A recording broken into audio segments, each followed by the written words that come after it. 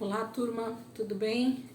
Bora lá para nossa leitura. Mais um dia, mais uma semana, na verdade, né? Começando. Nós vamos aí para a reta final, literalmente. Essa é a penúltima semana do ano de 2023. Estamos na semana 52, no primeiro dia dessa semana, segunda-feira, dia 18 de dezembro, dia 1 então dessa semana. E nós vamos ler a carta aos Filipenses, né? Paulo escrevendo aos irmãos lá na cidade de Filipo. E a gente vai ver o que o apóstolo Paulo então está ensinando, corrigindo, declarando sobre essa igreja que está ali naquela cidade. Vamos orar, entregar esse momento para o Senhor e a gente já começa a nossa leitura de hoje. Jesus, muito obrigado, Pai, por mais essa semana que o Senhor está nos dando. Nós temos tanta gratidão, Pai, porque até aqui é o Senhor quem tem nos sustentado, é o Senhor quem tem nos fortalecido. E é nisso que nós queremos estar pautados, na dependência do Senhor todos os dias, todas as semanas. Precisamos do Senhor, Pai, sem a tua força, sem o teu cuidado, sem a tua misericórdia sobre nós já estaríamos consumidos, a tua palavra diz, né? A misericórdia do Senhor é a causa de nós não sermos consumidos, porque nós somos tão falhos no nosso dia a dia, mas temos buscado a tua presença para que ela nos fortaleça, para que ela seja o nosso norte, em nome de Jesus. Amém. Vamos lá, gente, então, a gente vai ler Filipenses, é uma carta pequena de 4 capítulos, né? Ontem a gente leu Efésios, que também era uma carta pequena, só de 6 capítulos, e hoje a gente vai ler então Filipenses, que é uma carta bem pequenininha com 4 capítulos. Capítulo 1, versículo 1 diz assim: Paulo e Timóteo, escravos de Jesus Cristo, a todos os santos em Cristo Jesus que estão na cidade de Filipos, e também aos bispos e diáconos.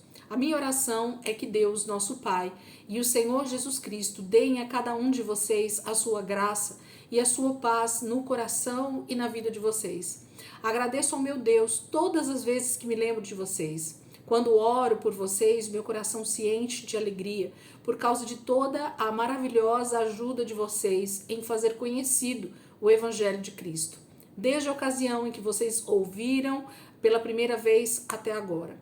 E eu tenho a certeza de que Deus, que começou a boa obra em vocês, continuará ajudando-os a crescer em sua graça, até quando sua tarefa em vocês estiver finalmente terminada, naquele dia, quando Jesus Cristo voltar.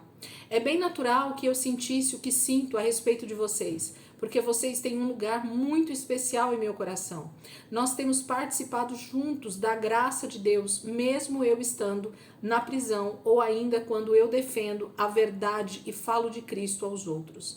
Só Deus sabe como é profundo o meu amor e a saudade que tenho de vocês, com a ternura de Jesus Cristo. Minha oração por vocês é que cada vez mais transbordem de amor e que ao mesmo tempo continuem a crescer em conhecimento e compreensão espiritual, pois eu desejo que vocês sempre vejam com toda clareza a diferença entre o certo e o errado e que sejam intimamente puros para que ninguém possa censurá-los desde agora até que Cristo volte. Que vocês possam estar sempre fazendo coisas boas, pois isso resultará em muito louvor e glória ao Senhor. E quero que vocês saibam, irmãos, tudo quanto me aconteceu aqui tem sido uma grande ajuda para o progresso do Evangelho de Cristo, porque todo mundo aqui, incluindo toda a guarda do palácio e todos os demais, sabem que estou na cadeia por causa de Cristo. E por causa da minha prisão, muitos dos santos daqui parecem ter perdido medo de ser presos. De algum modo, motivados no Senhor, eles começaram a ter cada vez mais coragem e determinação para falar de Cristo aos outros. Alguns, naturalmente, estão pregando o Evangelho por inveja e rivalidade. Eles querem ter também a reputação de pregadores destemidos. Outros, porém, têm motivos puros e pregam por amor, pois sabem que o Senhor me trouxe até aqui, a fim de me usar para defender a verdade do Evangelho. Alguns pregam a Cristo para fazer-me inveja, pensando que seu êxito aumentará minhas tristezas aqui no cárcere. Mas não importa a razão pelo qual eles o estão fazendo, por motivos falsos ou verdadeiros. O que importa é que o Evangelho de Cristo está sendo pregado, e eu fico alegre.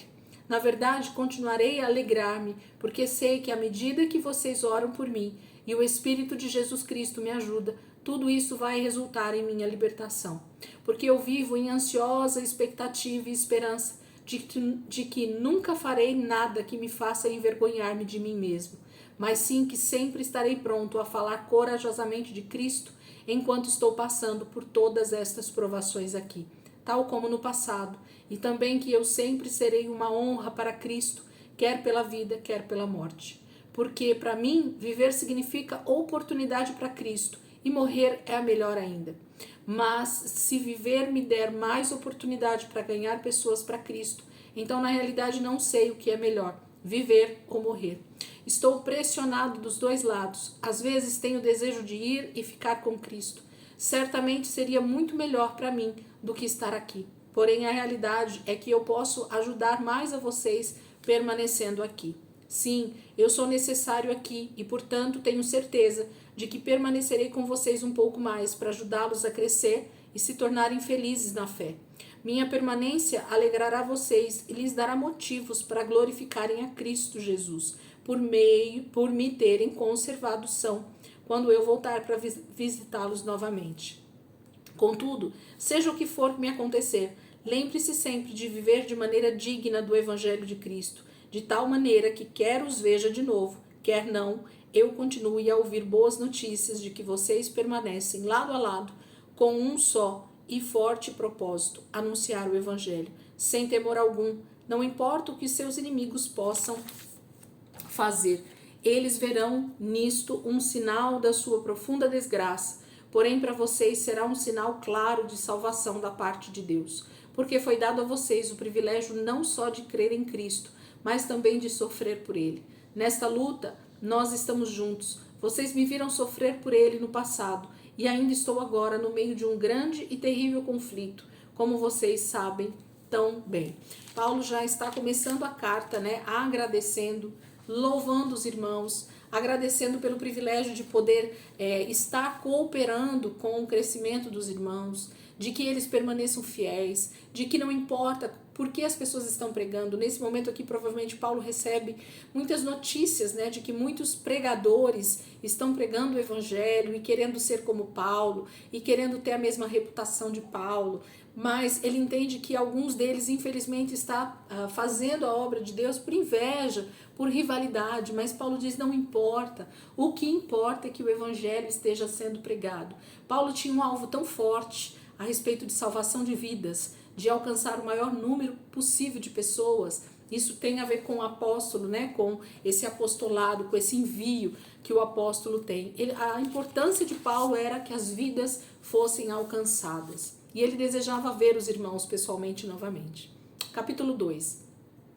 Se há algum conforto em Cristo, se há alguma consolação de amor, se há alguma comunhão no Espírito, se há alguma profunda ternura e compaixão, então façam-me completamente feliz, amando-se uns aos outros e concordando uns com os outros de todo o coração, trabalhando juntos com um só coração, uma só mente e um só propósito.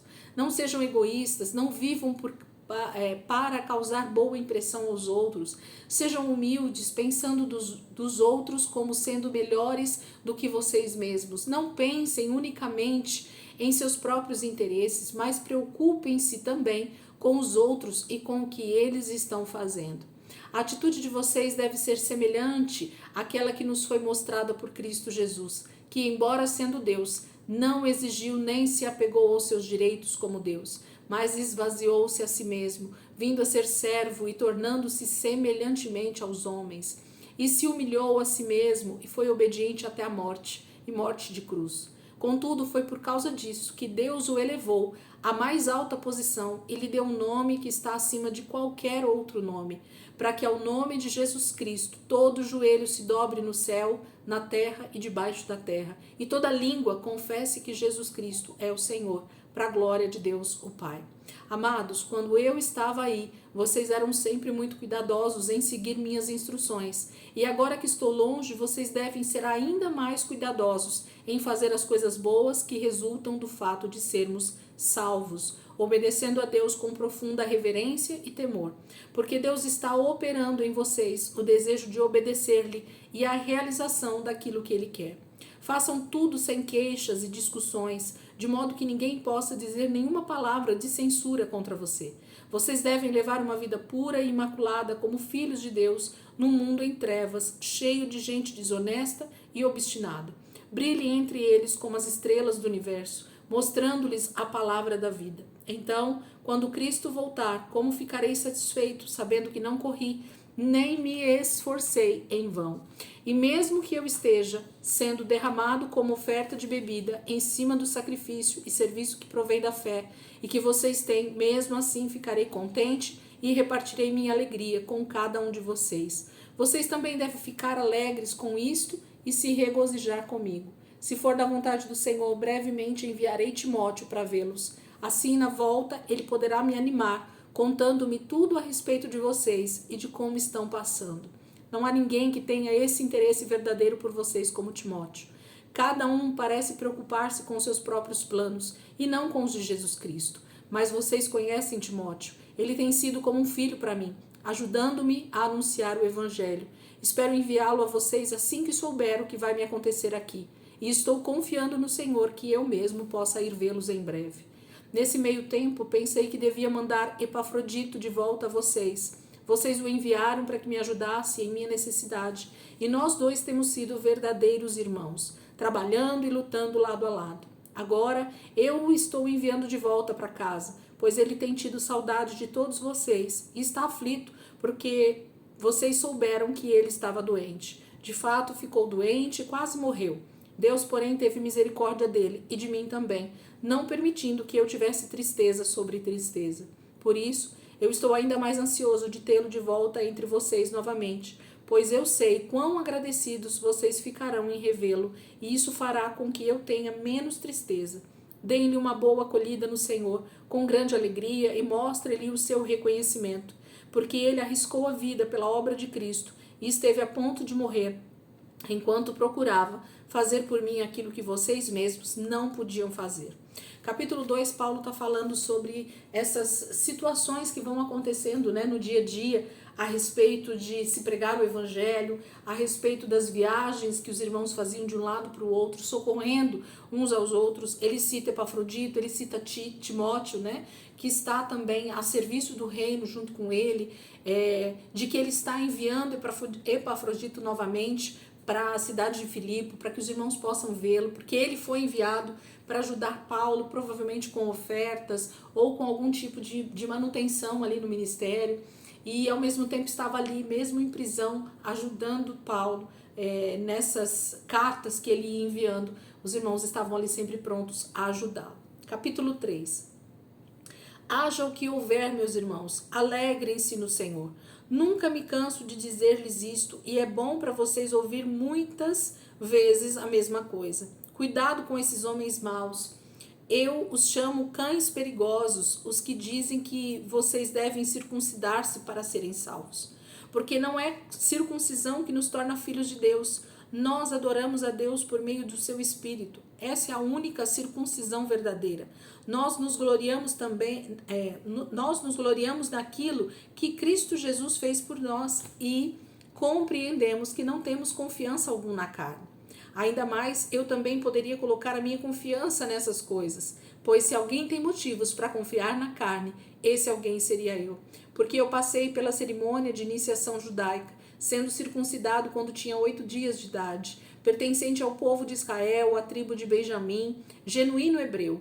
Além do mais, eu era membro da seita dos fariseus, que exigiam a mais estrita obediência a todas as leis e costumes judaicos. Eu era sincero a ponto de perseguir grandemente a igreja e procurava obedecer minuciosamente até o extremo a cada preceito e regulamento judaico. Entretanto, todas estas coisas que eu antigamente julgava muito valiosas, agora lancei-as todas fora, a fim de poder colocar minha confiança e esperança somente em Cristo. Sim, Todas as outras coisas perdem o valor quando comparadas com o ganho inestimável de conhecer a Cristo Jesus, meu Senhor. Eu pus de lado tudo mais, achando que valia menos do que nada, a fim de poder ganhar a Cristo e tornar-me um com Ele, não contando mais em salvar-me por ser suficientemente bom ou por obedecer às leis de Deus, mas pela fé em Cristo como meu Salvador, porque a maneira de Deus nos fazer justos diante dele se baseia na fé. Eu renunciei a todas as outras coisas. Descobri que este era o único meio de realmente conhecer a Cristo e ter a experiência do imenso poder que o ressuscitou dos mortos. E conhecer o que significa sofrer e morrer com ele, com a esperança de que eu mesmo possa alcançar a ressurreição dos mortos. Não que eu já tenha obtido tudo isso, ou já tenha me tornado perfeito. Até agora ainda não aprendi tudo quanto devia, mas continuo trabalhando para aquele dia, quando finalmente eu serei tudo aquilo para o que Cristo me salvou e quer que eu seja. Não, caros irmãos, não sou ainda tudo quanto deveria ser, porém estou concentrando todas as minhas energias para insistir nesta única coisa, esquecendo o passado e aguardando esperançoso aquilo que está à frente. Esforço-me para chegar ao fim da corrida e receber o prêmio para o qual Deus está nos chamando ao céu em Cristo Jesus. Todos nós que somos maduros devemos ver as coisas desta forma, e se discordarem em algum ponto, eu confio em Deus, que Deus manifestará isso a vocês, se obedecermos plenamente a verdade que já alcançamos. Caros irmãos, modelem suas vidas pela minha e observem quem está vivendo de acordo com o meu exemplo. Porque eu já lhes disse antes, muitas vezes, e agora o digo novamente com lágrimas nos olhos, há muitos que vivem como inimigo da cruz de Cristo. O futuro deles é a perdição eterna, pois seu Deus é o apetite. Eles têm orgulho daquilo que deveria envergonhá-los, e tudo em que pensam é nesta vida aqui na terra. Mas a nossa pátria está nos céus como nosso Salvador, o Senhor Jesus Cristo, e nós estamos aguardando esperançosos a sua volta.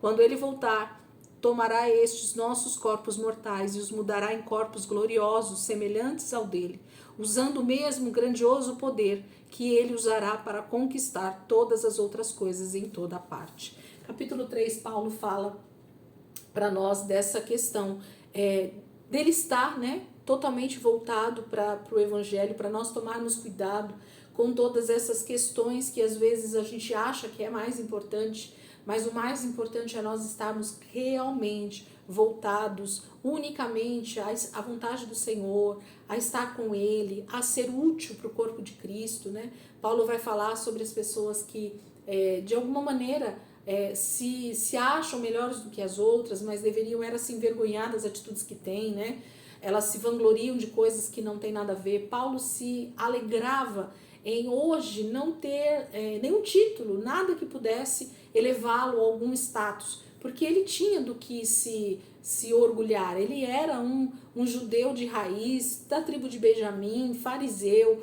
era minucioso nas leis, conhecia muito bem as leis judaicas, e mesmo assim, depois que ele conhece a Cristo, ele entende que o maior valor, como ele mesmo fala aqui, o valor inestimável é o de conhecer a Cristo. Então, quando a gente encontra Jesus, a gente percebe que todas as outras coisas são meros detalhes para a nossa vida, E que a gente possa ter orgulho de ter a Cristo como Senhor das nossas vidas e seguir, então, adiante. É isso que Paulo está pedindo para os irmãos.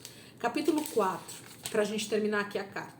Queridos irmãos em Cristo, eu os amo e anseio vê-los, pois vocês são minha alegria e a recompensa do meu trabalho. Permaneçam firmes no Senhor, meus amados. E agora eu quero suplicar aquelas duas estimadas senhoras, Evódia e Sintique, por favor, com a ajuda do Senhor, vivam em harmonia. E peço a vocês, meu fiel companheiro de julgo, que ajude essas mulheres, pois elas trabalharam lado a lado comigo, anunciando o evangelho aos outros. E trabalharam também com Clemente e com meus outros companheiros de trabalho, cujos nomes estão escritos no livro da vida.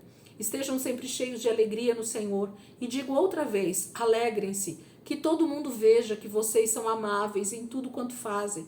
O Senhor virá em breve. Não se aflijam com nada, em vez disso, Orem a respeito de tudo, contem a Deus as necessidades de vocês e não se esqueçam de agradecer-lhe. Se fizerem isto, vocês experimentarão que a paz de Deus, que excede todo o entendimento, conservará a mente e o coração de vocês em Cristo Jesus. E agora, irmãos, ao terminar esta carta, quero dizer-lhes mais uma coisa.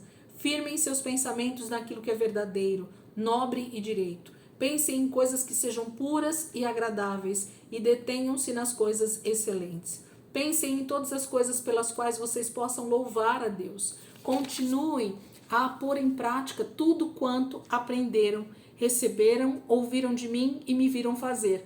E o Deus de paz estará com vocês.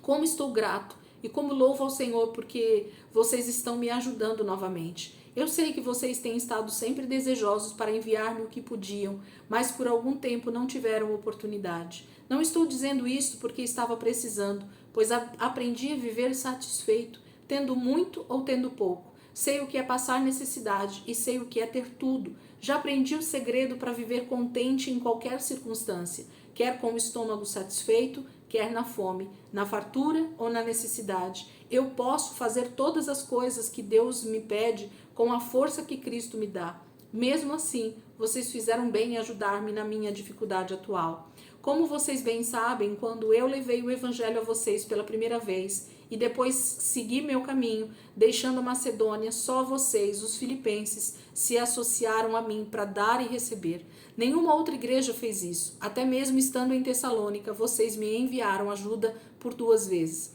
quando tive necessidade. Entretanto, embora eu aprecie as dádivas de vocês, o que me faz mais feliz é a recompensa que vocês terão em virtude dessa bondade. No momento eu tenho tudo de que preciso, até mais do que necessito. Estou amplamente suprido com as dádivas que vocês me mandaram quando Epafrodito veio. Elas são um sacrifício de aroma suave que muito agrada a Deus. E o meu Deus suprirá todas as necessidades que vocês têm por meio das suas gloriosas riquezas em Jesus Cristo. Agora, a Deus, nosso Pai, seja a glória para todo sempre. Amém.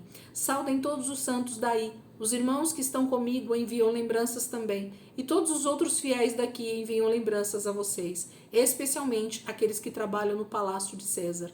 A graça do nosso Senhor Jesus Cristo seja com o espírito de vocês. Amém. Paulo fala sobre essa questão da ajuda que os irmãos de Filipenses sempre enviaram para ele. Foi uma igreja que se aliançou com Paulo financeiramente. Sempre que eles podiam, eles enviavam uma oferta para Paulo para manter o ministério, para manter a vida dele, para ele conseguir continuar com as viagens, para que ele continuasse fazendo aquilo que Deus havia dito para ele fazer. E isso é uma dádiva que só o Senhor dá, que dispõe isso no coração da igreja para fazer, porque, como ele mesmo disse, tem alguns que se importam somente com o seu próprio estômago, né? Com as suas próprias coisas, e isso é uma dádiva que vem de Deus. Ele agradece aos irmãos pela recompensa, sabe já viver de todas as maneiras, ele nos ensina, né, a viver sempre agradecidos ao Senhor, né, por tudo que Deus tem nos dado. E isso é uma palavra extremamente importante na vida do cristão, gratidão. Então, que possamos ser gratos ao Senhor por mais um dia, por mais uma semana que está iniciando, e que a gente possa continuar avançando aqui na nossa leitura, no nosso devocional, que vocês não desistam, permaneçam fiéis até o final do ano, e quem for estar com a gente o ano que vem, que o Senhor possa nos capacitar cada dia mais para nós estarmos juntos, para lermos, para meditarmos na palavra em nome de Jesus. Amém, queridos? Deus abençoe. Ótimo dia aí para vocês, ótima semana, né? Início da semana 52, e vamos perseverar em nome de Jesus. Amanhã a gente vai ler Timóteo, primeira carta de Paulo ao seu discípulo Timóteo. Deus abençoe e até amanhã, se Deus quiser.